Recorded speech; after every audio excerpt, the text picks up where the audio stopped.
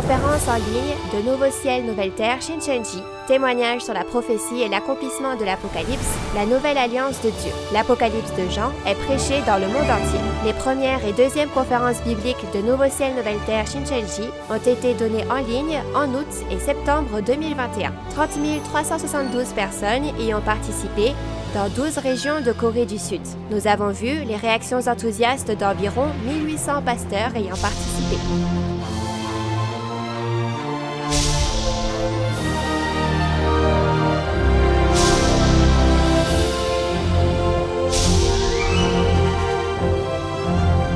Et enfin, la parole de l'Apocalypse de Jean est ouverte pour la première fois en 2000 ans. Le président et les 12 chefs de tribu de Nouveau Ciel, Nouvelle Terre Shincheonji vous dévoilent le secret du royaume des cieux de la Nouvelle Alliance, l'Apocalypse de Jean. Tous les lundis et jeudis, du 18 octobre au 27 décembre, les conférences en ligne de Nouveau Ciel, Nouvelle Terre Shincheonji sont diffusées en direct dans le monde entier. Nous vous invitons à suivre le témoignage sur la prophétie et l'accomplissement de l'Apocalypse, la nouvelle alliance de Dieu. Pasteur, séminariste et membre d'église qui assistait à la conférence en ligne de Nouveau Ciel, Nouvelle Terre Shincheonji, témoignage sur la prophétie et l'accomplissement de l'Apocalypse, la nouvelle alliance de Dieu, bienvenue. Je suis Ki-Chol Hong et je serai en charge d'animer cette conférence aujourd'hui. L'actuelle conférence en ligne de Nouveau Ciel, Nouvelle Terre Shincheonji est diffusée en direct dans le monde entier. En transcendant les nations, les ethnies, les idéologies et les cultures, nous témoignerons des prophéties de l'Apocalypse et des paroles de l'accomplissement physique qui se sont accomplies et que les croyants doivent connaître. L'Apocalypse est la prophétie du Nouveau Testament et la conclusion de la Bible que tous les croyants doivent connaître. C'est pourquoi c'est une très bonne occasion pour ceux qui sont présents aujourd'hui de comprendre pleinement l'Apocalypse. Tout comme la lumière, la pluie et l'air qui donnent vie à toute la création, j'espère que la grâce et l'amour de Dieu seront avec vous aujourd'hui et nous allons commencer cette conférence. Premièrement, prions avec le même cœur.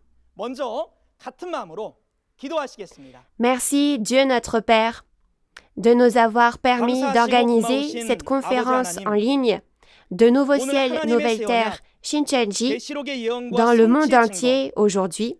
Le témoignage de la prophétie et de l'accomplissement de l'Apocalypse, la nouvelle alliance de Dieu, et nous rendons grâce et gloire pour la grâce que vous nous faites d'être avec nous. Au cours de cette conférence, le pasteur promis de Nouveau Ciel, Nouvelle Terre Shincheonji, que Jésus du Nouveau Testament a envoyé pour les églises, comme prophétisé dans Apocalypse 22:16, le président et les 12 chefs de tribu qui ont appris du pasteur promis témoigneront de la parole des prophéties et des réalités accomplies de tous les événements de l'Apocalypse. La dernière fois, nous avons appris la parole d'Apocalypse 1 par l'intermédiaire du pasteur promis et aujourd'hui, nous apprendrons les paroles d'Apocalypse 2 à 3 à travers le chef de la tribu de Jean. Faites que ce soit une conférence qui ne glorifie que Dieu par le fait que Dieu soit avec nous. Et s'il vous plaît, soyez avec le chef de la tribu de Jean, qui est en charge de la parole, afin que par la puissance du Saint-Esprit, les paroles du secret du royaume des cieux dans Apocalypse 2 à 3 puissent être clairement témoignées, et veuillez donner une grâce et un amour infini à tous les pasteurs, séminaristes et membres d'Église qui sont venus assister, afin qu'ils puissent bien comprendre vos précieuses paroles. Que ce soit un moment béni pour rendre gloire à Dieu seul en étant rempli du Saint-Esprit et de la parole. Nous avons prié au nom de Jésus. Amen. Nous tenons à vous informer que la conférence en ligne d'aujourd'hui se déroule dans le strict respect des règles de prévention sanitaire et de distanciation sociale. La dernière fois, nous avons appris clairement les paroles d'Apocalypse 1 par l'intermédiaire du pasteur promis. Je crois que c'était un temps de grâce qui a réchauffé le cœur de tous ceux qui ont entendu la parole. Et aujourd'hui, nous allons apprendre les chapitres 2 et 3 de l'Apocalypse à la suite de ce que nous avons vu la dernière fois par l'intermédiaire du chef de la tribu de Jean, l'un des 12 chefs de tribu qui a appris directement du pasteur promis. Les chapitres 2 et 3 de l'Apocalypse sont des chapitres ayant le même thème, les lettres envoyées aux 7 églises. À cause de cela, certaines personnes peuvent se méprendre et penser que l'Apocalypse est une épître. Les paroles de l'Apocalypse sont les paroles de la prophétie concernant les choses qui doivent arriver bientôt. Et les chapitres 2 et 3 de l'Apocalypse relatent ce qui se passera lors de l'accomplissement de l'Apocalypse aujourd'hui. Apocalypse chapitres 2 et 3 sont l'alliance entre Jésus et le vainqueur et parlent du messager de l'alliance promis par Dieu et Jésus, le pasteur promis, et des 12 bénédictions que Dieu et Jésus ont promises aux vainqueurs. Ensuite, à travers la conférence d'aujourd'hui, quel est le contenu des lettres que Jésus a envoyées aux messagers des 7 églises? Où sont les 7 églises? Comment Jésus, en esprit, a-t-il envoyé ces lettres? Et comment les églises les ont-elles reçues? Et quelles sont les 12 bénédictions promises par Jésus à celui qui vaincra? Et pourquoi est-ce important pour nous? Aujourd'hui sera le moment d'apporter une explication claire à toutes ces questions et de dissiper ces doutes. J'espère que vous obtiendrez une grande réalisation lorsque la réalité de l'Apocalypse sera attestée en détail et que ce sera un moment précieux pendant lequel la lumière de la vérité illuminera votre cœur. Ensuite, je vais laisser la place à Lee Ki-won, le chef de la tribu de Jean, qui va prêcher la parole. Veuillez l'accueillir avec des applaudissements chaleureux.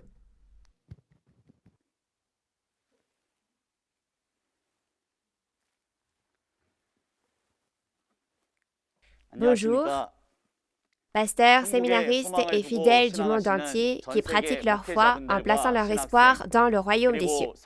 Je suis ravi de vous rencontrer. Je voudrais vous remercier sincèrement d'être venu à la conférence sur l'Apocalypse de Shincheonji aujourd'hui. Bien que nos dénominations et nos doctrines soient différentes, nous sommes tous des croyants qui aiment Dieu et le royaume des cieux. Puisqu'il est dit que Dieu est la parole, je crois que nous rencontrerons Dieu et trouverons le chemin du royaume des cieux à travers la parole. Par conséquent, je voudrais que vous écoutiez attentivement les paroles de l'Apocalypse dont je témoignerai aujourd'hui et que vous suiviez le chemin de cette parole si elle est vraie. Si je me trompe, merci de me dire ce dont je n'ai pas témoigné correctement. Avant de commencer la conférence d'aujourd'hui, je voudrais me présenter brièvement. Je suis le chef de tribu Ki-won Lee, choisi au nom de Jean, le disciple de Jésus. J'ai appris la parole révélée et l'accomplissement physique de la part du président de Nouveau Ciel, Nouvelle Terre, Shincheonji, Man Hee-lee, qui a reçu la révélation et m'en suis scellé. Puisque ce que le Seigneur a prophétisé en parabole est apparu en réalité selon la promesse, je vais témoigner clairement de cette réalité, mais je vous ferai une explication résumée en raison des risques de plainte pour diffamation. Cette conférence sur les chapitres 1 à 22 de l'Apocalypse a été prêchée dans le monde entier comme un témoignage spécial. Il semble donc juste que le monde entier l'entende. Depuis combien de temps attendons-nous avec impatience le second avènement de Jésus et l'accomplissement de la nouvelle alliance? Je suis là pour vous annoncer cette nouvelle. Je suis croyant depuis que je suis petit et j'ai fréquenté plusieurs dénominations et églises. J'ai également fréquenté beaucoup de maisons de prière. J'avais désespérément foi en Dieu et j'ai travaillé dur pour recevoir des bénédictions de Dieu. J'ai aussi fait beaucoup de bénévolat à l'église. Lorsqu'il s'agissait des affaires de l'église, j'en ai fait une priorité sans faire de compromis sur quoi que ce soit. Je croyais que si je faisais cela, Dieu prendrait le contrôle de ma vie et me bénirait. Cependant, avec le temps, ma foi s'est refroidie. Il n'y avait aucune raison particulière, mais au fur et à mesure que je devenais plus occupé dans le monde, mon zèle pour vivre ma foi diminuait et mon cœur envers Dieu se refroidissait progressivement. C'est en ce temps-là que j'ai entendu la parole révélée témoigner à Nouveau Ciel, Nouvelle Terre, Shincheonji. De l'interprétation des paraboles à l'Apocalypse, le zèle et la passion de la foi, qui s'étaient jusque-là refroidis, ont été ravivés par ces paroles claires et certaines, et mon esprit aussi a repris vie. La prophétie et la réalité de l'accomplissement physique étaient si certaines que j'ai pu maintenant obtenir la certitude que j'étais sauvé par la parole et l'accomplissement physique, et non en me persuadant moi-même que j'étais sauvé. Jésus a dit qu'il reviendra au temps de la fin, et qu'en ce temps-là, telle et telle chose arriveront, et que ceux qui appartiennent à ce lieu créé seront avec Dieu, Jésus et le royaume des cieux. Et comme je me trouve dans cet endroit, la parole a prouvé qui je suis. Maintenant que je sais qui je suis et de quoi parle la Bible, je peux vivre avec l'assurance du salut. Aujourd'hui, je voudrais aussi vous témoigner de la parole révélée que j'ai apprise du président Manili, le messager que Jésus a envoyé pour les églises. Et j'espère que vous, comme moi, serez également sauvés et apprécierez la joie de vivre dans la parole de vie.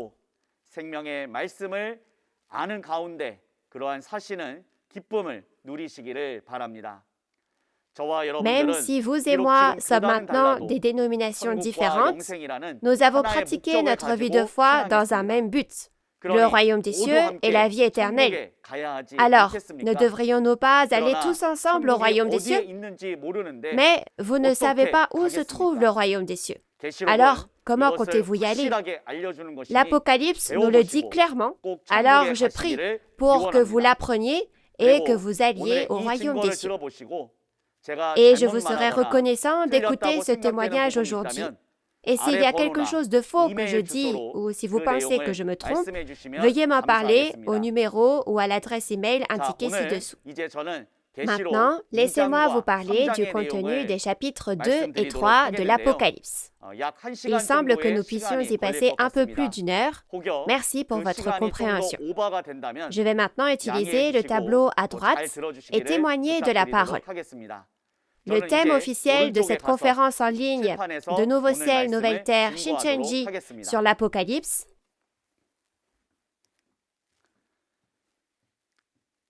est le témoignage sur la prophétie et l'accomplissement de l'Apocalypse, la nouvelle alliance de Dieu. Les paroles dont je témoignerai aujourd'hui sont les paroles d'Apocalypse chapitres 2 et 3. Si nous devions donner un titre au contenu des chapitres 2 et 3 de l'Apocalypse, nous pourrions dire qu'il s'agit des lettres envoyées aux messagers des 7 églises. Le contenu clé des chapitres 2 et 3 est la promesse entre Jésus et celui qui vaincra. C'est l'alliance entre Jésus et celui qui vaincra.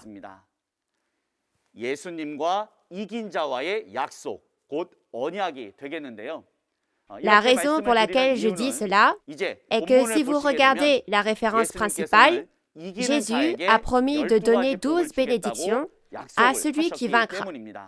C'est ce que nous allons voir en détail aujourd'hui. Tout d'abord, je sais que vous avez appris le contenu d'Apocalypse 1 à travers le pasteur promis. Dans ce chapitre, il y a une autre chose que nous devons savoir maintenant. Quand on regarde dans Apocalypse 1, versets 12 à 19, Jésus choisit un homme, Jean, et il lui demande d'envoyer des lettres aux 7 églises. Ainsi, maintenant que Jean a été choisi par Jésus, il envoie les lettres aux 7 églises, et c'est le contenu des chapitres 2 et 3. Mais ce que nous devons savoir ici, c'est que l'apôtre Jean a écrit la vision que Jésus lui a montrée il y a 2000 ans. Donc, à cette époque, il avait eu une vision, mais il n'avait pas d'accomplissement ni de réalité physique. Ces paroles étaient des prophéties, et le moment venu, la réalité de ces paroles est révélée et maintenant, ces paroles se sont accomplies. Quand ces paroles s'accomplissent, Jésus, qui a donné cette parole, revient et quand il choisit un homme, il choisit Jean il y a 2000 ans, mais aujourd'hui, Jean de l'Ancien Temps n'est pas ressuscité et choisi par Jésus pour envoyer des lettres. Il y a une personne qui a été choisie aujourd'hui. Nous allons l'appeler Nouveau Jean. C'est le pasteur de l'accomplissement physique aujourd'hui. Ainsi, aujourd'hui, ce nouveau Jean, qui a été choisi par Jésus, envoie des lettres aux réalités des 7 églises. Ces paroles se sont accomplies aujourd'hui. Ainsi, à l'automne 1977, au pont Hyunri, à Cheongdo, dans la province nord de Gyeongsang, en Corée du Sud, ces paroles se sont accomplies. Ainsi, aujourd'hui, Jésus choisit une personne et l'instruit d'écrire des lettres. Alors, quelle est la signification des 7 églises qui reçoivent les lettres? Aujourd'hui, la réalité des 7 églises est apparue. C'est le temple du tabernacle où se trouvent les 7 messagers. Donc, si nous regardons dans Apocalypse 1, verset 20, il est dit que les 7 étoiles sont les messagers des 7 églises et les 7 chandeliers sont les 7 églises. Les 7 chandeliers ici font référence aux 7 esprits dans Apocalypse 4, verset 5. Alors, ces 7 personnes, ce sont les messagers des 7 églises et les messagers des 7 églises sont dans la même position que les 7 étoiles qui appartiennent à Dieu et ont été choisis par Jésus.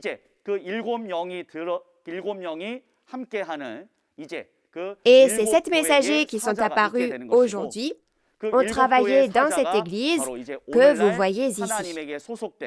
Le nom de cette église où se trouvaient les 7 messagers est le temple du tabernacle. Ainsi, il y a 2000 ans, Jean a envoyé des lettres dans une vision, mais quand il a envoyé ces lettres dans sa vision, personne ne les a reçues. Mais dans la réalité, le nouveau Jean, qui a été choisi par Jésus, a vraiment envoyé des lettres aux 7 messagers. Examinons le contenu de ces lettres. Les chapitres 2 et 3 de l'Apocalypse sont assez longs. Donc, je ne pense pas que nous aurons le temps de tout lire. Alors, nous allons lire le contenu d'Apocalypse 2, versets 1 à 7, de façon représentative, puis nous regarderons le contenu global. Nous allons lire ensemble Apocalypse 2, versets 1 à 7.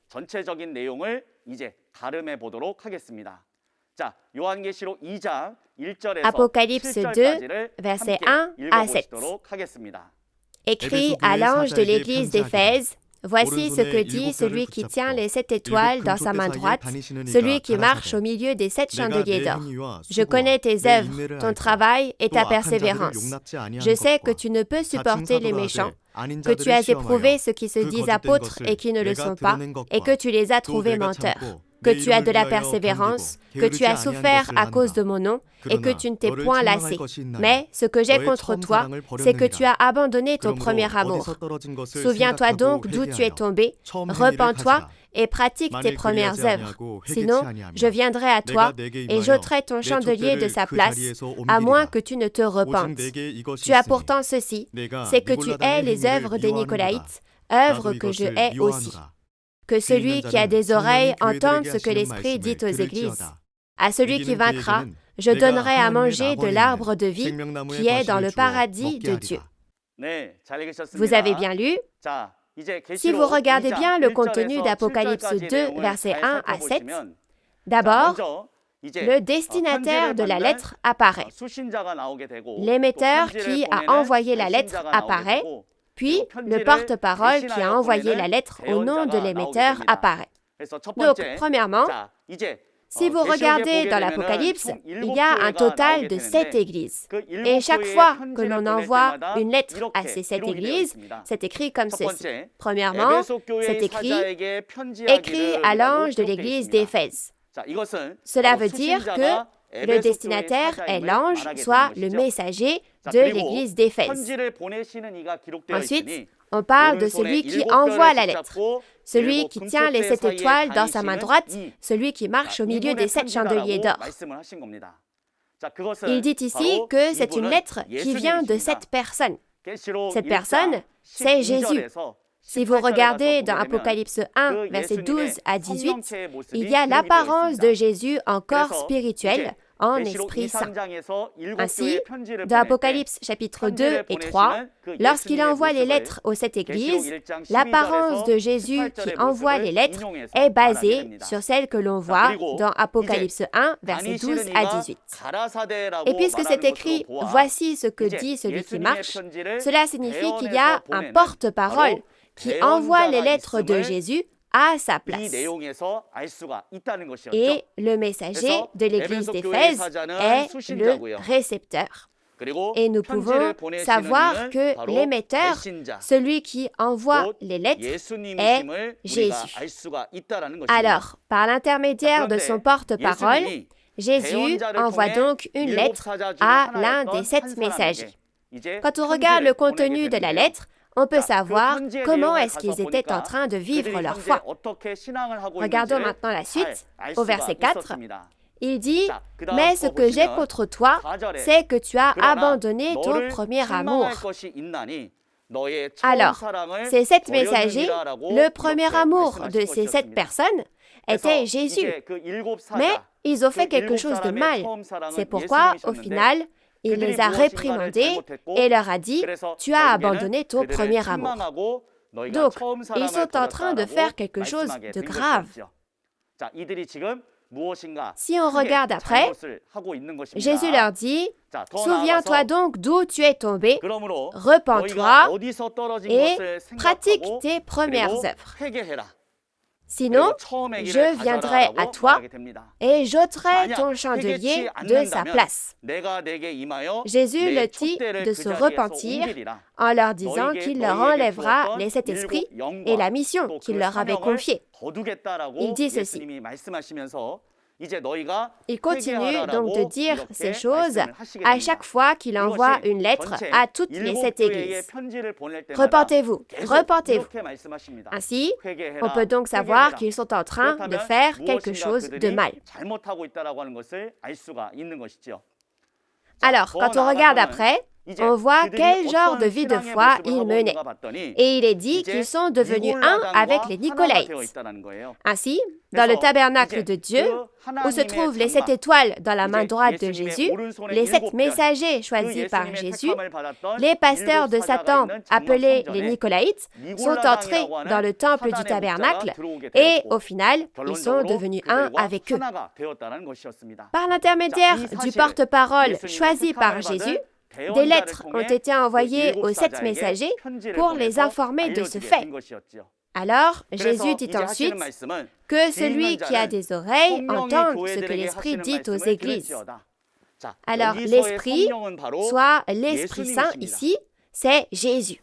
Alors, ce que Jésus dit aux églises, aux 7 messagers, c'est « Écoutez, et à celui qui vaincra, je donnerai à manger de l'arbre de vie qui est dans le paradis de Dieu. » En disant cela, qu'est-il en train de faire? C'est exact. Il a fait une promesse. Ainsi, au tout début, j'ai dit que le contenu le plus important ici, dans les chapitres 2 et 3 de l'Apocalypse, est la promesse entre Jésus et celui qui vaincra. Chaque fois que Jésus envoie une lettre aux 7 églises, à la fin, il promet de donner quelque chose à celui qui vaincra. Cela signifie qu'il y a donc 12 choses qui sont promises. Alors, qui est ce vainqueur qui recevra ces 12 bénédictions de Jésus? C'est précisément le contenu clé que nous allons apprendre aujourd'hui. Alors ensuite, d'après ce que nous venons de voir, nous pouvons voir qu'il y a 3 entités apparaissant dans les lettres. En premier, les 7 messagers apparaissent, n'est-ce pas? Écrits aux messagers de telle et telle église. La réalité physique, ce sont les 7 messagers. Par conséquent, l'accomplissement physique de ces 7 messagers, ces 7 étoiles, ces 7 églises, est apparu aujourd'hui. Et ils sont apparus sous la forme des 7 personnes choisies par Jésus. Ils ont été choisis par Jésus et ont été éduqués par les esprits du ciel. Ils sont donc maintenant dans la position de pasteurs qui peuvent prêcher la parole sur cette terre. Mais maintenant, Jésus leur a dit que les Nicolaïtes, les pasteurs de Satan, étaient entrés là où ils sont. Et la réalité des Nicolaïtes aujourd'hui, c'est les pasteurs du centre d'éducation des intendants. Et maintenant, après avoir été nouvellement choisis par Jésus, il y a un porte-parole qui envoie les lettres de Jésus en son nom à ces 7 messagers. Et l'accomplissement physique de ce porte-parole est Nouveau Jean aujourd'hui. Donc nous l'avions déjà vu au début. Mais il y a 2000 ans, l'apôtre Jean a eu une vision montrée par Jésus. En conséquence, même s'il a envoyé des lettres aux 7 églises dans sa vision, personne n'a reçu de lettres, bien sûr. Mais maintenant, aujourd'hui, comme cette parole s'est accomplie et est apparue dans la réalité, Jésus fait en sorte que le nouveau Jean qui a été choisi aujourd'hui, ce nouveau Jean nouvellement choisi, envoie des lettres aux 7 messagers. Donc, souvenez-vous bien de ces choses. Donc, si vous regardez l'ordre d'apparition des personnages dans Apocalypse chapitre 1, 2 et 3, en premier, Jésus choisit les 7 messagers. Et il les éduque avec la parole et en fait des pasteurs. Et ainsi, la parole sortait de ce temple du tabernacle où il se trouvait. Dans l'ère des ténèbres spirituelles des 2000 dernières années, nous avons dit qu'ils étaient 7 chandeliers d'or. Ils ont donc fait le travail de la lampe. En conséquence, alors qu'ils prêchaient la parole de lumière comme une lampe, beaucoup de gens qui avaient soif de la parole de Dieu en ce temps de famine, des milliers de personnes ont afflué pour écouter. En conséquence, Satan a essayé de détruire l'endroit d'où sortait la parole de Dieu, le tabernacle de Dieu, à travers les pasteurs qu'il utilisait. Ainsi, les pasteurs que Satan a utilisés sont mentionnés dans les chapitres 2 et 3 de l'Apocalypse à travers divers personnages du Nouveau et de l'Ancien Testament utilisés en parabole. Ils s'appellent donc les Nicolaïtes, Balaam, Balak, et ils font référence aux pasteurs utilisés par Satan.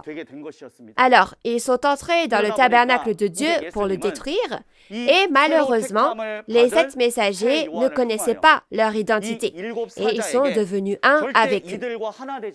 Ensuite, à travers ce nouveau Jean nouvellement choisi, Jésus a envoyé des lettres à ces 7 messagers, leur disant de ne jamais devenir un avec eux, car ils sont les pasteurs de Satan, et au contraire de se battre et de vaincre. Maintenant, si nous regardons le contenu des lettres, il y a 3 choses. Les choses que tu as vues, celles qui sont et celles qui doivent arriver après elles. Donc, les choses que tu as vues, c'est l'apparence de Jésus, les 7 étoiles et les 7 chandeliers d'or, et celles qui sont, c'est la tromperie de Satan.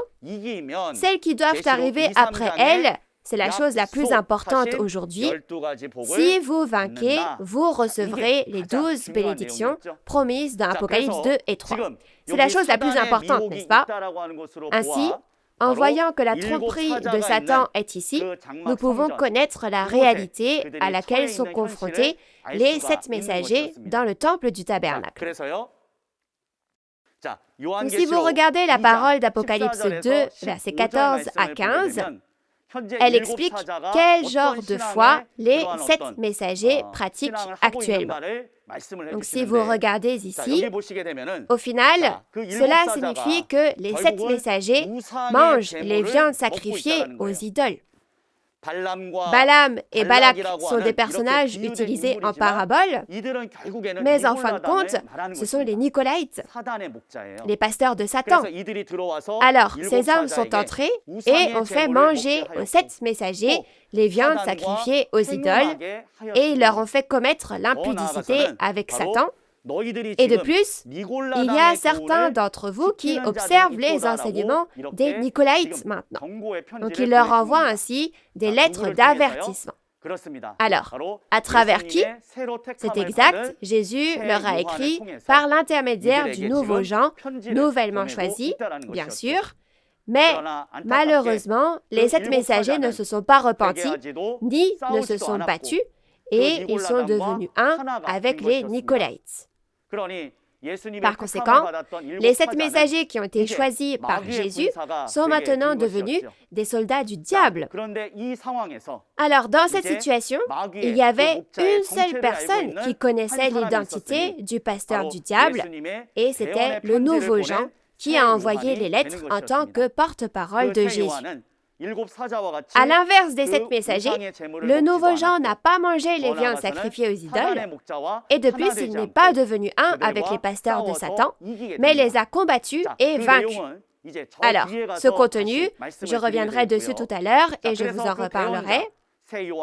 Alors, le porte-parole, le nouveau Jean, finit par vaincre. Si on vainc, Jésus avait promis de donner combien de bénédictions? 12 bénédictions, n'est-ce pas? Donc nous allons nous concentrer sur ce contenu-là aujourd'hui. Alors, c'est la promesse de Jésus qui a dit « Si tu vains, je te donnerai les bénédictions ». Je voulais vraiment vous parler de ça. La promesse de Jésus qui a promis de donner les bénédictions aux vainqueurs. Donc, si on regarde Apocalypse 2, verset 7, « Je donnerai à manger de l'arbre de vie dans le paradis ». Ce paradis désigne le royaume des cieux. Et le fruit de l'arbre de vie signifie la parole de vie. Donc, comme vous pouvez le voir sur l'image, il ne parlait pas d'un vrai fruit. Mais en fait, il disait qu'il donnerait le fruit de l'arbre de vie, la parole de vie, à celui qui vaincra. Alors, cela signifie que celui qui vaincra a reçu et mangé cette parole de vie. Deuxièmement, nous allons lire ensemble la parole d'Apocalypse 2, verset 10. Ne crains pas ce que tu vas souffrir. Voici, le diable jettera quelques-uns de vous en prison afin que vous soyez éprouvés. Et vous aurez une tribulation de 10 jours. Sois fidèle jusqu'à la mort, et je te donnerai la couronne de vie. Vous avez bien lu? Quand nous regardons Apocalypse 2, verset 10, à la fin, c'est écrit « Sois fidèle jusqu'à la mort et je... » Alors, qui est ce « je » ici? C'est exact, c'est Jésus. Alors, qu'est-ce que Jésus a dit qu'il donnerait? Oui, je te donnerai la couronne de vie. Ainsi, il a dit qu'il donnerait la couronne de vie à celui qui vaincra dans la guerre contre les Nicolaïtes, les pasteurs de Satan. Alors, que signifie la couronne de vie que Jésus donne? C'est la couronne de vie que l'on trouve dans Apocalypse 2, verset 10, Jacques 1, verset 12 et Tite 1, verset 2. Cela signifie que Jésus donne la vie éternelle. Quel devrait être le but de notre foi? Bien vivre et bien manger dans le monde? Non, n'est-ce pas? De toute évidence, Jésus a dit de d'abord rechercher son royaume et sa justice, et de ne pas demander de quoi se vêtir, manger ou boire. Il a dit que toutes ces choses, ce sont les païens qui les recherchent. Donc, le but de cette Bible, le but de la foi et les paroles de Jésus qui est venu il y a 2000 ans, qu'y avait-il dans chaque parole? Il y avait la vie éternelle. Alors, maintenant, nous devons nous efforcer pour nous assurer de recevoir la vie éternelle qui est le but de la foi. La Bible a clairement promis. Jésus a dit que si nous vainquons, il nous la donnera. la vie éternelle sera accordée d'abord à celui qui vaincra. Donc jusqu'à présent, nous avons vu deux bénédictions.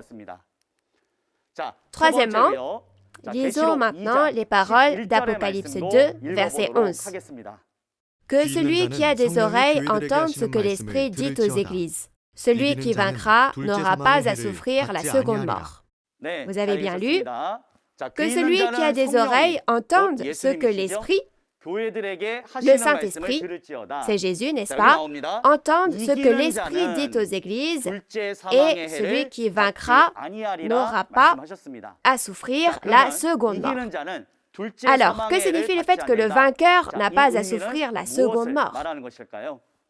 Ne pas souffrir la seconde mort signifie éviter le châtiment de l'enfer. Ainsi, la première mort fait référence à la mort du corps, mais ça ne s'arrête pas là, car l'homme a aussi un esprit. Il y a aussi un châtiment que notre esprit recevra. Si nous regardons le chapitre 20 de l'Apocalypse, il est dit que le jugement est maintenant rendu par la parole de Dieu. Alors, le but de notre foi est d'aller au royaume des cieux et d'entrer dans la vie éternelle. Donc, nous ne devrions jamais recevoir le châtiment de l'enfer, n'est-ce pas? Donc, tout d'abord, nous voyons que la Bible promet d'éviter le châtiment de l'enfer, d'abord pour celui qui vaincra, et donne cette bénédiction à celui qui vaincra. Vous devez savoir que les paroles de Jésus, je donnerai ceci à celui qui vaincra, c'est le point le plus important des chapitres 2 et 3. Regardons maintenant la quatrième bénédiction. Nous allons lire Apocalypse 2, verset 17. Que celui qui a des oreilles entende ce que l'Esprit dit aux églises. À celui qui vaincra, je donnerai de la manne cachée et je lui donnerai un caillou blanc.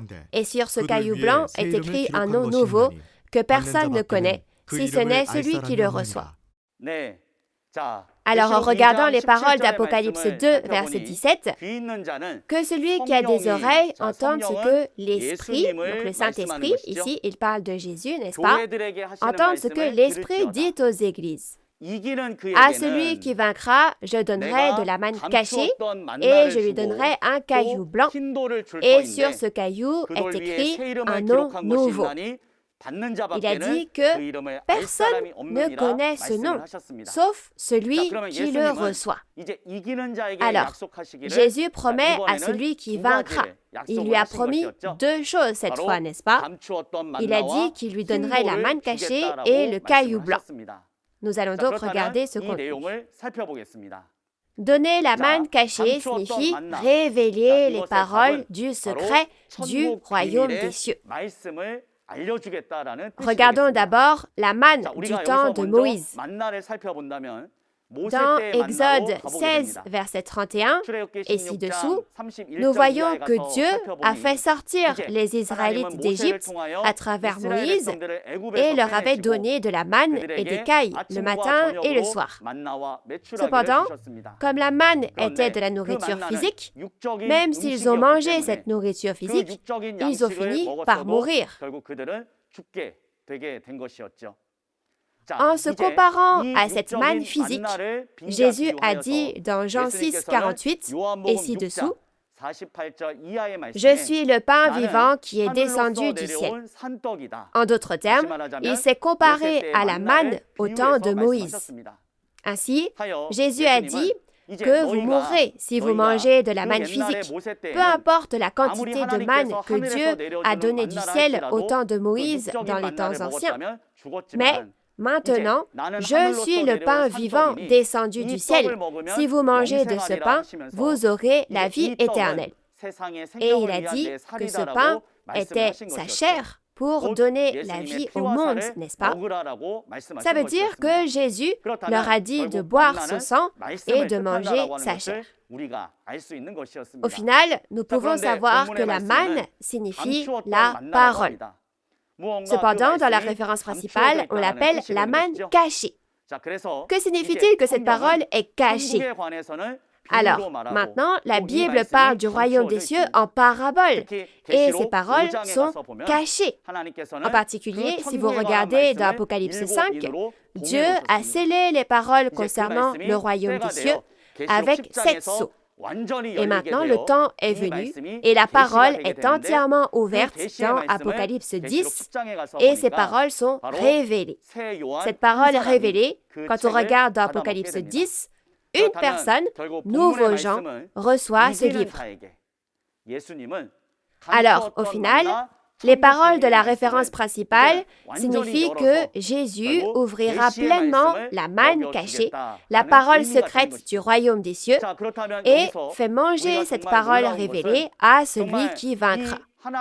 Alors, ce qui nous surprend vraiment ici, c'est que jusqu'à aujourd'hui, personne ne connaissait le vrai sens de la parole de Dieu et de Jésus. Et aujourd'hui, si quelqu'un reçoit et mange la parole révélée selon ce que dit Jésus, cette personne maîtrise la parole de la Bible. Alors, il faut connaître la Bible et faire selon la volonté de la parole pour aller au royaume des cieux. Et si on ne fait pas selon la parole, on ne peut pas aller au royaume des cieux. Dans ce cas-là, si quelqu'un connaît le sens de ces paroles, alors nous devons trouver cette personne à tout prix.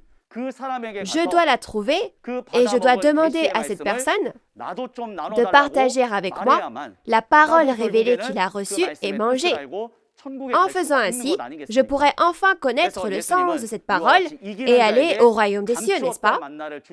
C'est pourquoi la parole de Jésus qui dit qu'il donnera la manne cachée à celui qui vaincra ne doit pas être prise à la légère. Qu'est-ce que Jésus promet encore de donner si on vainc? Il a dit qu'il donnerait le caillou blanc. Le caillou blanc. Alors, quelles sont les caractéristiques du caillou blanc? Le caillou est très dur.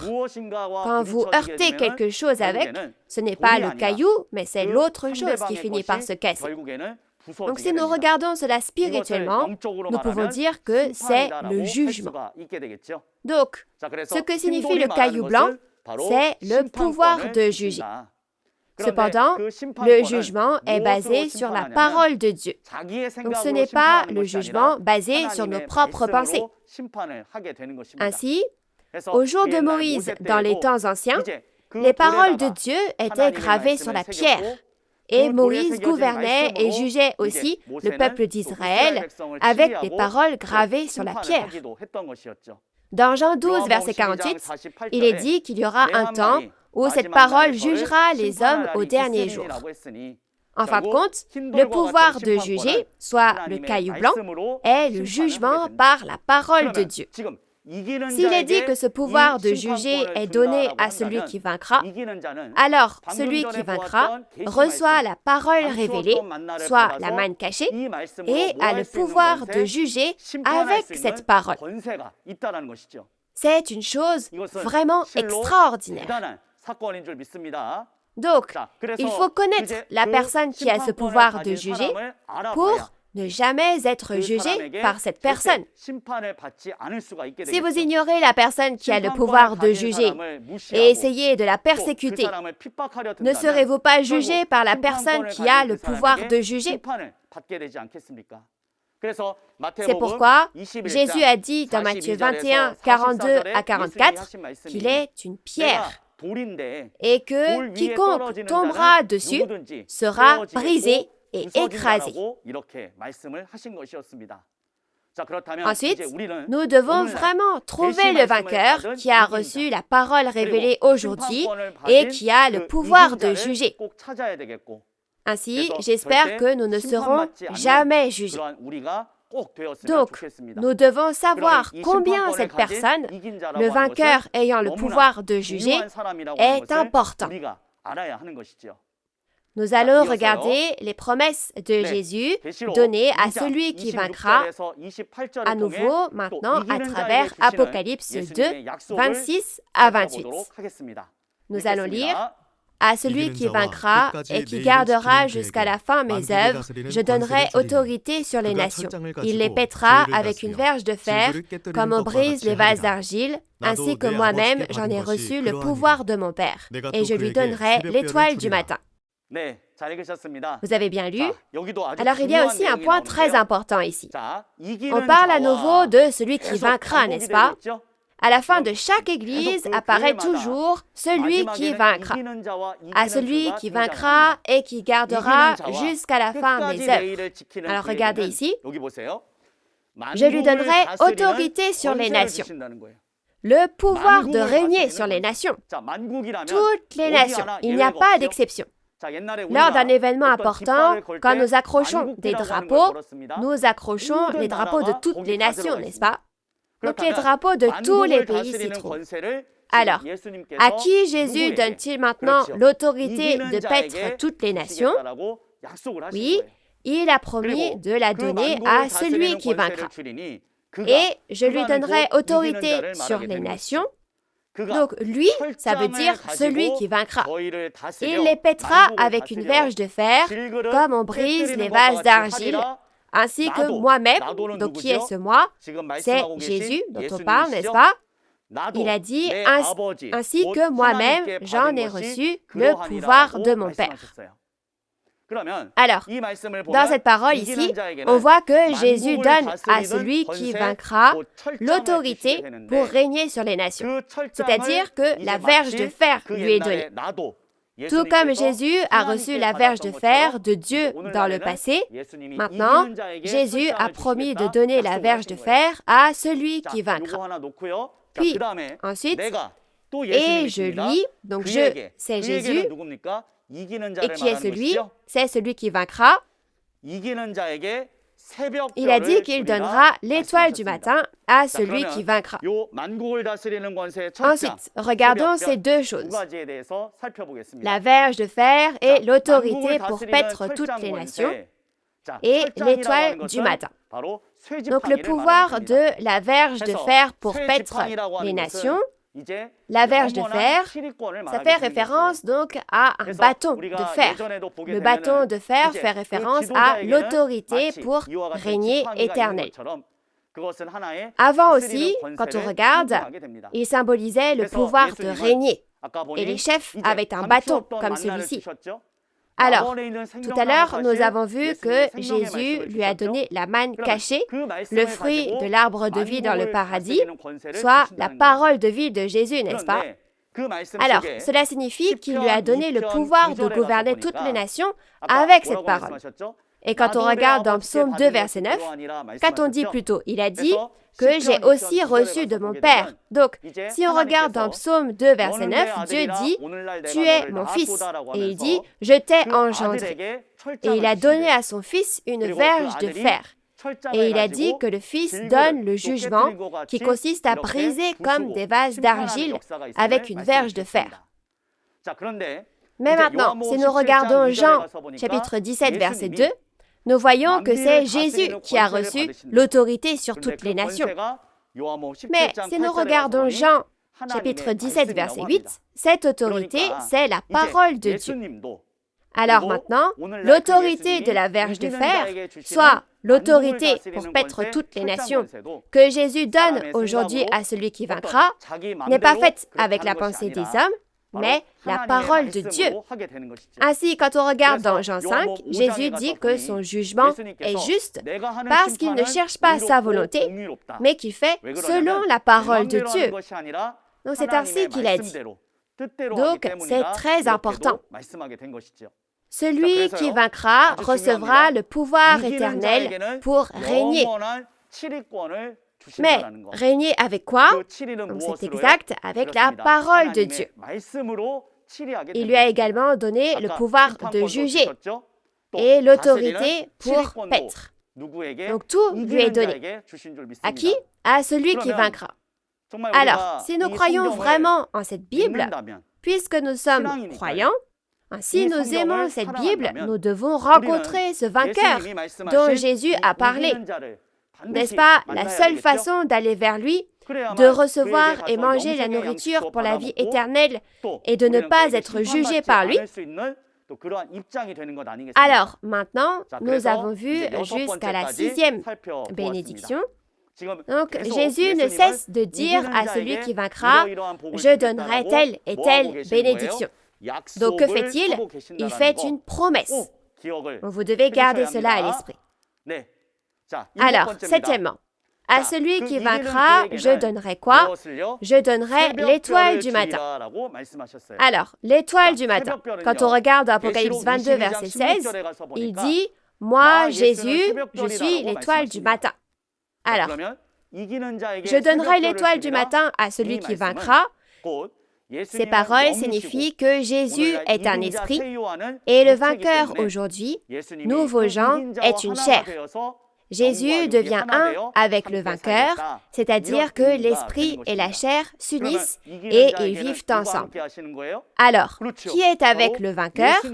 Oui, c'est l'esprit de Jésus. Ce ne sont pas des paroles d'hommes, c'est la promesse de Jésus. Ainsi, celui qui vaincra sera avec Jésus de cette manière. Maintenant, si on regarde dans Apocalypse chapitre 3, nous allons voir aussi les bénédictions que Jésus a promises. Nous allons lire, alors celui qui vaincra sera revêtu ainsi de vêtements blancs, comme ici, et ce « je » ici, c'est qui? C'est Jésus. Donc, quel est ce nom? Le nom du vainqueur ne sera pas effacé du livre de vie, mais je confesserai son nom devant mon Père et devant ses anges. Donc, il y a deux autres bénédictions données à celui qui vaincra. La première consiste à porter des vêtements blancs. La seconde est que son nom sera écrit dans le livre de vie et n'en sera jamais effacé. Donc, il lui donne encore ces deux bénédictions. C'est vraiment une bénédiction d'en recevoir déjà ne serait-ce qu'une seule. Mais 12 lui sont donnés. Regardons les vêtements blancs. Alors, quand on parle des vêtements blancs, au final, les vêtements renvoient aux vêtements du cœur. Cependant, dire que les vêtements de son cœur sont devenus blancs signifie que les œuvres sont reconnues par Dieu et Jésus comme étant justes. Dieu et Jésus reconnaissent comme juste la foi de cette personne, sa vie de foi et ses actions. Alors, si on regarde dans la Bible, de quel genre de personne s'agit-il? Oui, ce sont les actions de celui qui vaincra qui sont reconnues comme justes par Jésus. Donc, c'est ce qu'il dit. Ensuite, son nom sera écrit dans le livre de vie. Il n'en sera pas effacé. Je le confesserai devant mon Père et devant ses anges. J'écrirai son nom dans le livre de vie.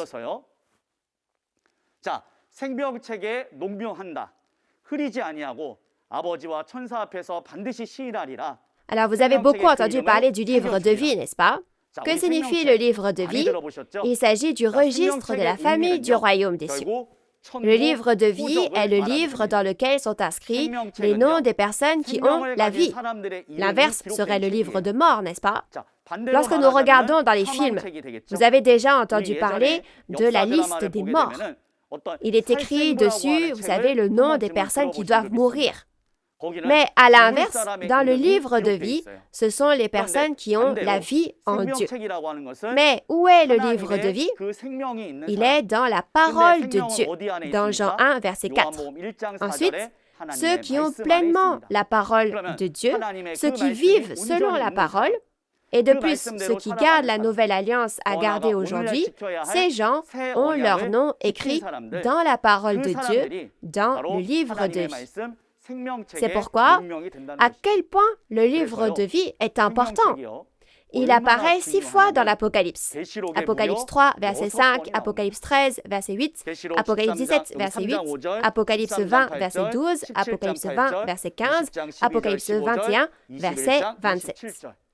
Alors, chers pasteurs qui écoutez cette parole, chers séminaristes et chers fidèles, nous devons être inscrits dans ce livre de vie, n'est-ce pas? Mais si on ne sait pas ce qu'est le livre de vie, notre nom y sera-t-il écrit? Ne sera-t-il pas écrit? L'important, c'est à qui ce livre de vie est-il donné? Il est donné à celui qui vaincra. Et il sera le premier à être inscrit dans ce livre de vie. On verra plus tard la 12e bénédiction, mais ce qui est écrit, c'est que celui qui vaincra s'assiera désormais sur le trône de Dieu et de Jésus. Donc, si nous regardons dans Apocalypse 20, versets 12 et 15, nous voyons que Dieu a maintenant le livre de vie. Mais si Dieu veut partager le trône avec celui qui vaincra, qui a le livre de vie alors? C'est exact. Celui qui vaincra a le registre de la famille du royaume des cieux, qui est la vie elle-même. Donc, maintenant que celui qui vaincra devient le premier à être écrit dans le livre de vie, il faut trouver celui qui vaincra et le rencontrer afin de savoir comment faire pour que mon nom soit inscrit dans le livre de vie. C'est pourquoi Jésus continue de dire dans Apocalypse 2 et 3 qu'il faut rencontrer le vainqueur par tous les moyens. Jésus insiste constamment sur le fait que, puisqu'il a donné les 12 bénédictions aux vainqueurs, vous ne pouvez aller au royaume des cieux et y manger la nourriture de vie éternelle que si vous rencontrez cette personne. Et c'est ce que je veux dire à tous ceux qui écoutent la conférence aujourd'hui. Alors, qui est le vainqueur dont parle la Bible? Nous devons le rencontrer. Je vais revenir dessus et expliquer à nouveau. Maintenant, Apocalypse 3, verset 12 va être un verset très important. Dans Apocalypse 2 et 3, nous allons lire ensemble. Celui qui vaincra, je ferai de lui une colonne dans le temple de mon Dieu, et il n'en sortira plus. J'écrirai sur lui le nom de mon Dieu et le nom de la ville de mon Dieu, de la nouvelle Jérusalem qui descend du ciel d'auprès de mon Dieu, et mon nom nouveau. Vous avez bien lu. Dans Apocalypse 3, verset 12, il y a deux bénédictions. Nous allons les regarder ensemble. Celui qui vaincra deviendra une colonne dans le temple de mon Dieu. Je pense que vous savez ce que cela signifie sans même que j'aie à vous l'expliquer. Lorsqu'on parle d'une personne sur qui on peut s'appuyer, on dit que cette personne, c'est le pilier de notre famille, n'est-ce pas? Mais Jésus a dit que celui qui vaincra devient la colonne, c'est-à-dire le pilier, pour construire le temple de Dieu. La colonne joue un rôle très important. C'est fini quand la colonne tombe. Et il fera de lui une colonne dans le temple de Dieu, et celui qui vaincra n'en sortira plus. Donc en regardant les 6000 ans d'histoire de la Bible, dans l'histoire de la guerre spirituelle entre Dieu et Satan, beaucoup de gens ont rompu l'alliance avec Dieu et trahi. Mais, au temps de la fin, celui qui vaincra ne sortira pas, c'est-à-dire ne partira jamais. C'est pour ça que j'insiste encore, vaincre ne signifie pas combattre et vaincre n'importe qui. Il faut à tout prix combattre et vaincre ceux appartenant à Satan, écrits dans la Bible. Ainsi, les 7 messagers se sont battus et ont perdu contre les Nicolaïtes, les pasteurs du centre d'éducation des intendants. Si Jésus a dit qu'il donnerait cette bénédiction à celui qui combat et vainc les Nicolaïtes, alors celui qui combat et vainc les Nicolaïtes devient le vrai vainqueur. Il devient le vainqueur dont parle la Bible. Alors, à celui qui vaincra, j'écrirai sur lui le nom de mon Dieu et le nom de la ville de mon Dieu, de la nouvelle Jérusalem qui descend du ciel de mon Dieu et mon nom nouveau. Alors, ici, il parle de deux choses. La première, c'est que celui qui vaincra deviendra une colonne dans le temple de Dieu. Et deuxièmement, à celui qui vaincra, donc j'écrirai sur lui le nom de mon Dieu et le nom de la ville de mon Dieu, de la nouvelle Jérusalem qui descend du ciel, c'est-à-dire de Dieu. Et qu'est-ce que c'est? C'est le royaume des cieux. C'est pourquoi il a dit que le royaume des cieux est avec celui qui vaincra. Et j'écrirai le nouveau nom de Jésus sur celui qui vaincra. Ce qui signifie d'abord qu'il en fera un pilier du temple de Dieu. Il jouera donc un rôle très important pour construire le royaume de Dieu sur terre. Ainsi, afin de bâtir le royaume de Dieu, à celui qui combat et vainc les Nicolaïtes, il donne la parole de vie, le pouvoir de juger, la manne cachée. Il donne tout. Ainsi, le royaume de Dieu s'établit sur cette terre selon la parole de Dieu. La Bible dit que celui qui vaincra est au centre de ce royaume. Vous comprenez? Ensuite, j'écrirai le nom de Dieu, de la ville sainte, la Nouvelle Jérusalem et le nouveau nom de Jésus sur celui qui vaincra. C'est comme ça. Jésus, la ville sainte Nouvelle Jérusalem, le royaume des cieux viennent à qui? Oui, à celui qui vaincra. Donc, au final, il vaincra. Ils seront donc avec le vainqueur. Alors, Dieu, Jésus, le royaume des cieux. Mais nous n'arrêtons pas de dire que nous allons au paradis. Nous allons au royaume des cieux. Je ne sais pas où est le royaume des cieux. Ils ne sont pas visibles, n'est-ce pas? Mais on dit très souvent qu'on veut aller au royaume des cieux. Mais on ne sait même pas où se trouve le royaume des cieux. Comment va-t-on y aller alors? Cependant, il y a une méthode pour y aller.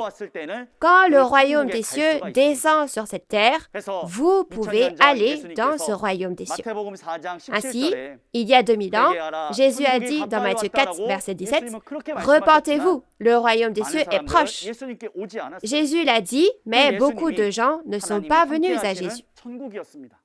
Jésus était le royaume des cieux, avec lequel Dieu était. Alors il a dit, « Je suis le chemin, la vérité et la vie. Personne ne vient au Père que par moi. » Il a également dit qu'il y avait Dieu en lui, mais les gens l'ont persécuté et l'ont même tué. Il y a 2000 ans, aller à Jésus, c'était aller au royaume des cieux.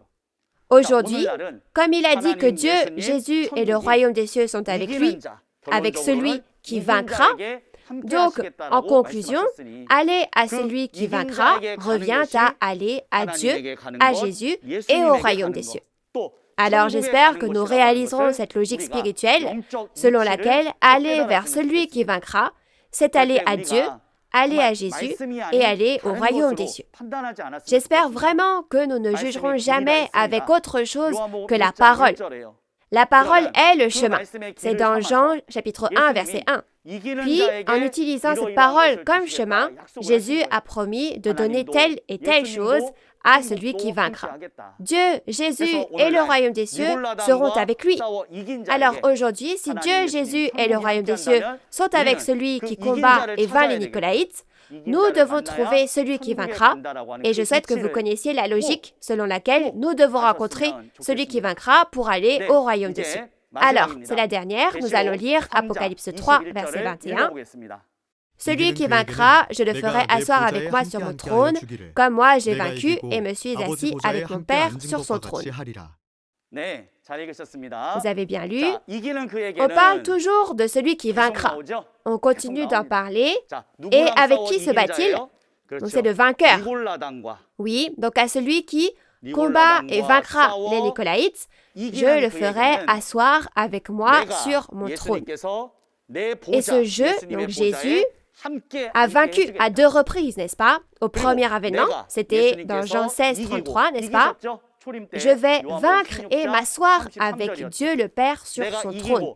Alors, celui qui vaincra s'assiera sur le trône de Jésus, tout comme Jésus était assis sur le trône de Dieu. Alors, qu'est-ce qu'un trône? En un mot, c'est comme une chaise. Alors, au final, s'asseoir ensemble sur le trône signifie que Jésus sera avec le vainqueur, tout comme lui-même était avec Dieu. Et tout comme Dieu était avec Jésus, ce même Jésus aujourd'hui a donné ses paroles au vainqueur en le prenant comme son trône et ils travaillent ensemble. Alors, si nous regardons à nouveau toutes ces choses maintenant, au final, celui qui vaincra s'assiera sur le trône de Jésus. Cela signifie que Jésus et le vainqueur travaillent ensemble en ne faisant qu'un. Maintenant, nous avons vu les 12 bénédictions données à celui qui vaincra. Maintenant que nous les avons vues, arrivons-nous à imaginer qui nous devrions rencontrer? J'espère que vous y pensez. Ce ne sont pas des paroles d'hommes, ce sont les paroles de Jésus. C'est pourquoi il a dit qu'il donnerait 12 bénédictions à celui qui vaincra. C'est une promesse conditionnelle de donner des bénédictions si l'on vainc. Alors, si on ne vainc pas, on ne les reçoit pas. N'est-ce pas?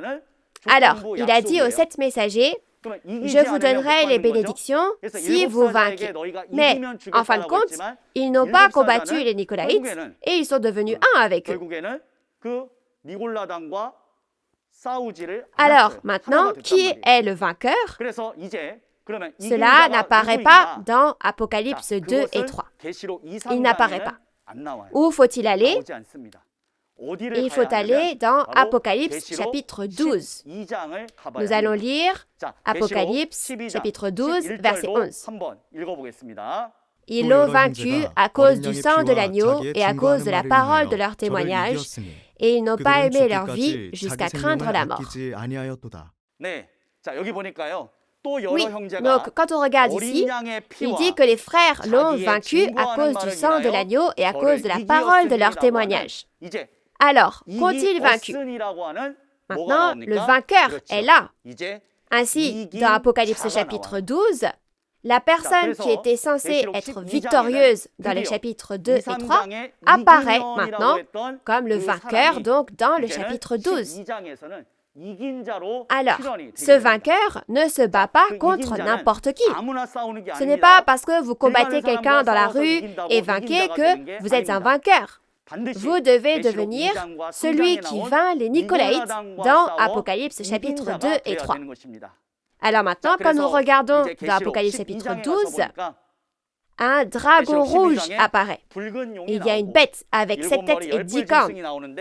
Donc, comme vous l'apprendrez dans Apocalypse chapitre 12, en bref, ce sont les Nicolaïtes. Donc, il y a un enfant qui a combattu et vaincu les Nicolaïtes. Et si vous regardez dans Apocalypse 12, verset 5, et que vous voyez cet enfant, il est dit que c'est un homme qui combattra et vaincra le dragon et gouvernera les nations avec une verge de fer. Maintenant, si vous vous souvenez bien de ce que j'ai dit plus tôt, Apocalypse 2, versets 26 à 27, qu'est-ce qui est donné à celui qui vaincra avec l'autorité de régner sur les nations? La verge de fer. Il combattra le dragon et vaincra, et à l'avenir, il gouvernera toutes les nations avec la verge de fer. Qui est donc cet enfant? C'est le vainqueur avec la verge de fer. Alors aujourd'hui, le vainqueur est enfin apparu sur cette terre. Ainsi, on l'appelle le nouveau Jean. Et Jésus a dit qu'il lui donnera ses bénédictions, comme promis, s'il vainc. Comme il a vaincu et reçu les 12 bénédictions selon la promesse, cette personne devient le pasteur que Jésus a promis. Vous comprenez? Donc, ce pasteur devient le pasteur de Dieu et de Jésus. Donc, c'est comme ça qu'il a vaincu. Après avoir vaincu, il a reçu toutes les 12 bénédictions. Et elles incluent donc la parole de vie, la nourriture de vie éternelle, l'autorité de la verge de fer, le pouvoir de juger, le livre de vie et la bénédiction d'être avec Dieu, Jésus et le royaume des cieux. Tout ça est donné à qui? Il a dit qu'il a tout donné à celui qui vaincra. Alors, notre vie de foi consiste à trouver ce vainqueur à tout prix. De même qu'il fallait trouver Jésus au premier avènement et l'accepter pour devenir enfant de Dieu, aujourd'hui, rencontrer le pasteur qui a la parole de vie et recevoir la parole révélée de ce pasteur, c'est parce qu'on veut aller au royaume des cieux en mangeant la parole de vie. Ainsi, moi aussi, je dois manger la parole de vie et rencontrer ce vainqueur pour pouvoir aller au royaume des cieux. Alors maintenant, c'est la conclusion de la parole d'aujourd'hui. Aujourd'hui, nous devons vraiment rencontrer le vainqueur à qui Jésus a promis de donner les 12 bénédictions s'il vainc. Il faut rencontrer le vainqueur pour pouvoir recevoir et manger la nourriture de la vie éternelle, la parole de vie. et faire selon la volonté de cette parole. Et en suivant la volonté de la parole, vous pourrez aller au royaume des cieux sans ajouter ni retrancher. Nous devons rencontrer le vainqueur pour être sauvés et nous devons appartenir au vainqueur pour recevoir et manger la nourriture de la vie éternelle et ainsi nous pouvons aller au royaume des cieux. Il ne s'agit pas de faire du vainqueur un Dieu. Ne vous méprenez jamais. Ainsi, notre nouveau ciel, nouvelle terre, Shincheonji, est le nouveau ciel, nouvelle terre, Shincheonji, Église de Jésus, le temple du tabernacle du témoignage. Nous croyons en Dieu. C'est aussi une dénomination dont Jésus est le maître. Le pasteur qui vint, le pasteur promis, a reçu la parole de Dieu et de Jésus. Pourquoi? Parce qu'il a fait selon la Bible. Comment? Il a combattu et vaincu les Nicolaïtes. Alors le vainqueur sait qui sont les Nicolaïtes. Il sait qui est monsieur Untel et monsieur Untel, y compris leur apparence et aussi le nom de ces personnes. De plus, il y avait 7 messagers de Jésus. Et les Nicolaïtes sont entrés dans le tabernacle où se trouvaient les 7 messagers. Et le pasteur promis les a combattus et il a vaincu ces Nicolaïtes. Le pasteur promis connaît qui d'autre encore alors? Il connaît les 7 étoiles. Il connaît monsieur Untel et à quoi ressemble leur visage et si ce sont des hommes ou des femmes.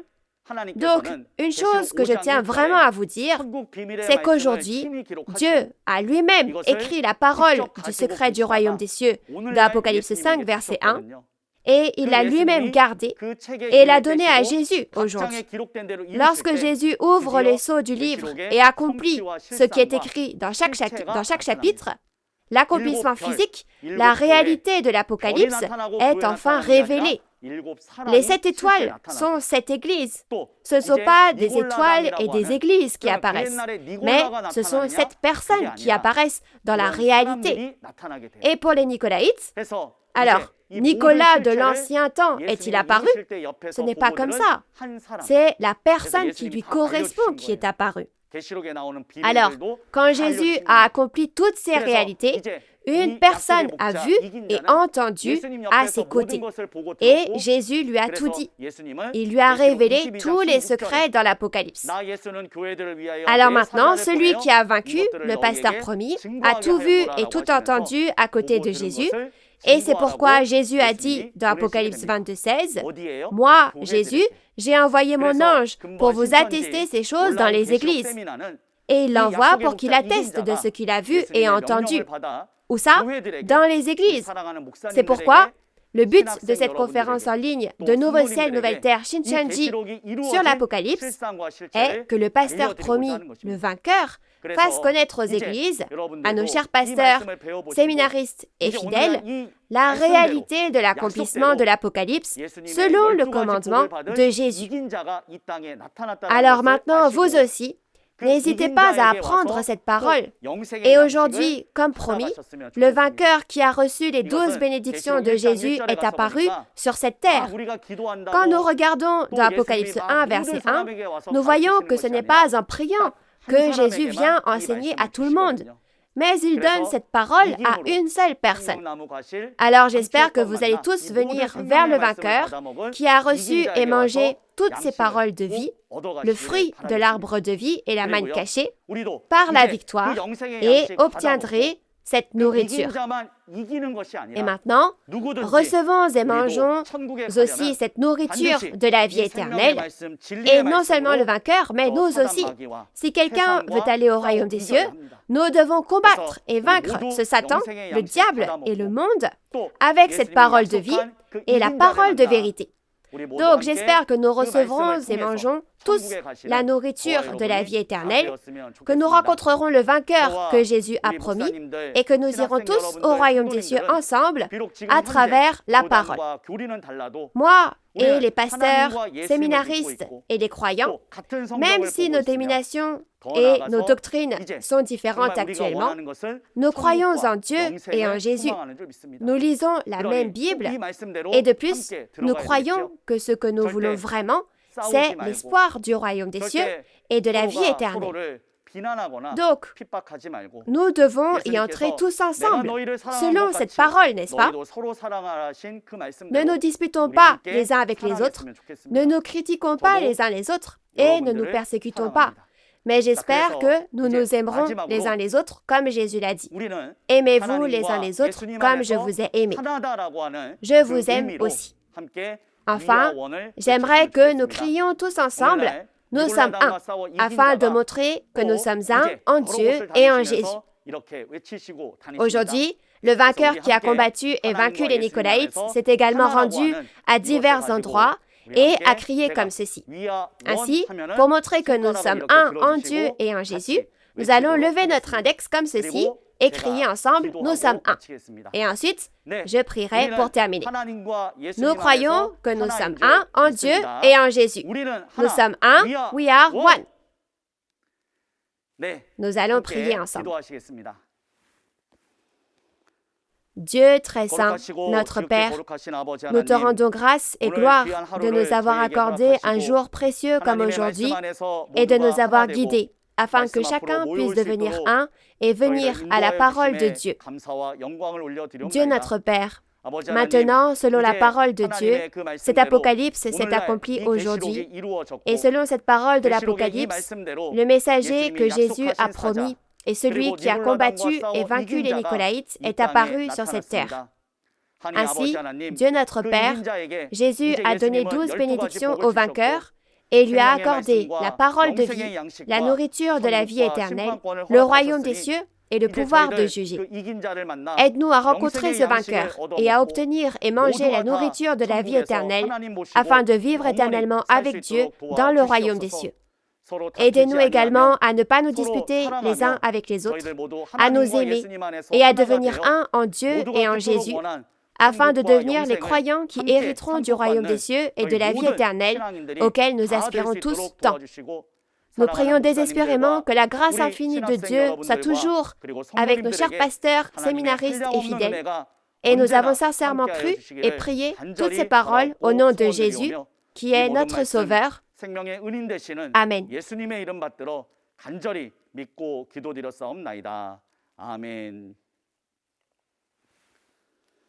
Merci d'avoir été avec nous. Merci.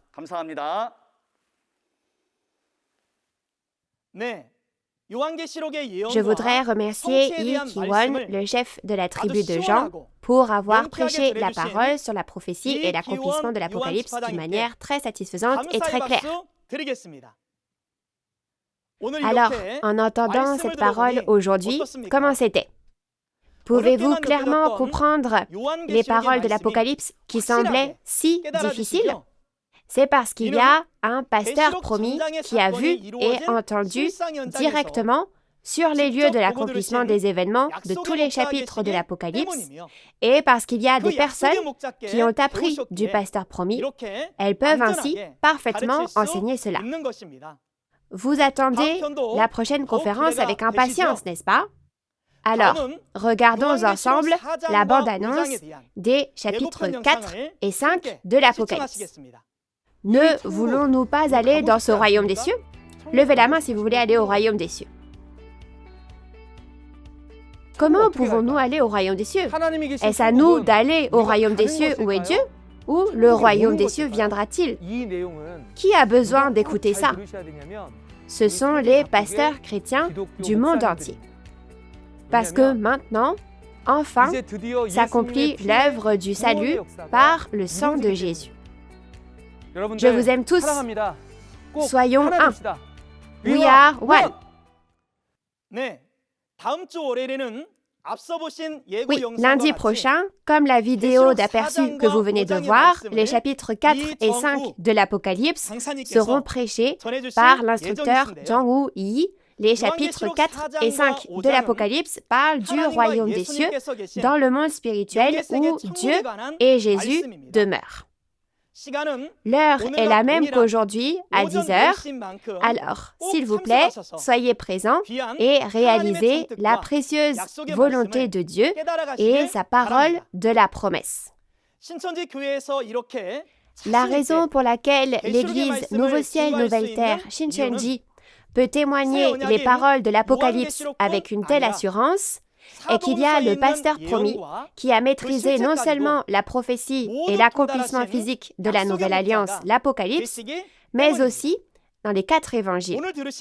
En plus de la parole de l'Apocalypse de Jean que vous avez entendue aujourd'hui, si vous avez d'autres questions ou des questions sur l'Église Nouveau Ciel, Nouvelle Terre, Shincheonji et sa doctrine, veuillez contacter le numéro du représentant de chaque tribu indiqué sur l'écran.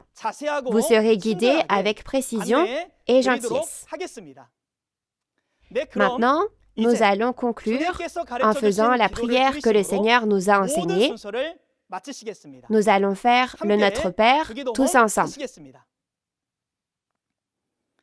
Notre Père qui es aux cieux, que ton nom soit sanctifié, que ton règne vienne, que ta volonté soit faite sur la terre comme au ciel. Donne-nous aujourd'hui notre pain de ce jour. Pardonne-nous nos offenses, comme nous pardonnons aussi à ceux qui nous ont offensés, et ne nous laisse pas entrer en tentation, mais délivre-nous du mal. Car c'est à toi qu'appartiennent le règne, la puissance et la gloire au siècle des siècles. Amen. Ceci conclut la conférence en ligne Nouveau Ciel, Nouvelle Terre, Shincheonji, le témoignage sur la prophétie et l'accomplissement de l'Apocalypse, la Nouvelle Alliance de Dieu. Merci à tous ceux qui ont été avec nous aujourd'hui.